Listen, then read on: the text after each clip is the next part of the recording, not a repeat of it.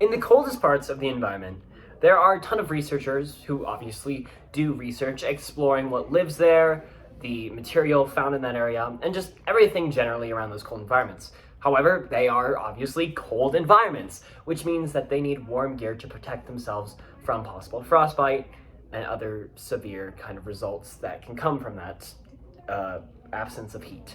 That's where our product comes in. Our solution to this issue is called Layered, a coat that mimics the antifreeze glycoproteins found in Arctic fish. And these proteins actually allow the fish to keep warm when it's really cold outside, but when the temperatures are less cold around them, it doesn't make them overheat. We think that mimicking these proteins that are found in fish and using a more sustainable solution to put them in coats would make it so that if it was really cold outside, a person would be able to stay warm from their internal body heat, but if it was rather warm outside, the person wouldn't overheat in it.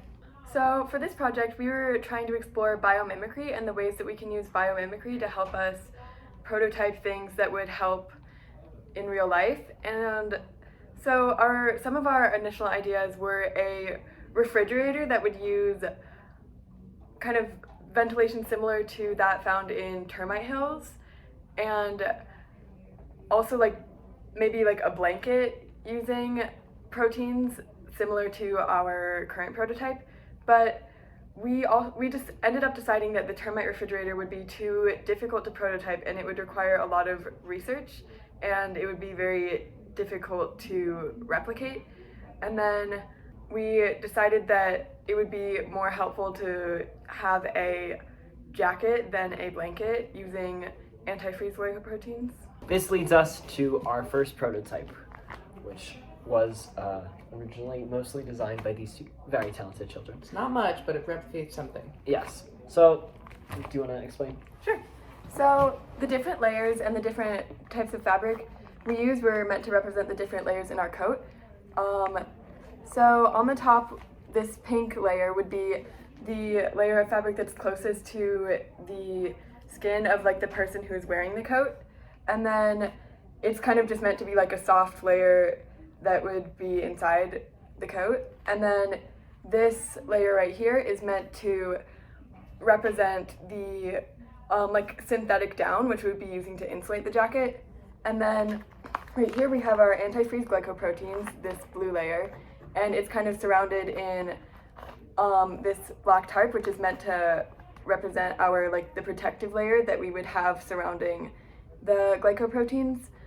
And yeah, we initially came up with just this prototype during a day, and we had our lovely friend Alden join us, I also joined the group. who wasn't originally present for the first few days of prototyping and coming up with ideas, which we spent a lot of time doing until we eventually came to this one, and that was all very fun. When we first started prototyping this, we realized that there wasn't actually a lot of information available on the glycoproteins found in fish, these Antarctic fish, and so we decided, it would be difficult to replicate that right now and create a prototype for the proteins itself. So instead we tried to represent it with our prototype, but we figured that instead of using the actual fish, we would have to scientifically replicate it to be sustainable, and also so your coat wouldn't smell like fish the whole time. So we have, we've replicated it here, but we still have to put in a lot of research to figure out how all these proteins work and how we can replicate them. Mm-hmm. Generally, when looking on the internet for this information and other research methods, there are a ton of articles in different sources which talk about the benefits of antifreeze glycoproteins and the possibility of using them in clothing. However, it's never been fully done to the extent we are planning on doing it, so that would require a lot of research from that doesn't exist yet, and working with new kind of chemistry and mechanics to actually make something that could be this little blue layer that we have thought up. It was also kind of hard because none of us have very much background knowledge about clothing manufacturing or antifreeze glycoproteins and Arctic fish, so it was doing a lot of research and not a ton out there. After consulting with an adult in our community, we decided that it would be more eco-friendly and effective if we used synthetic materials opposed to the actual animal resources available.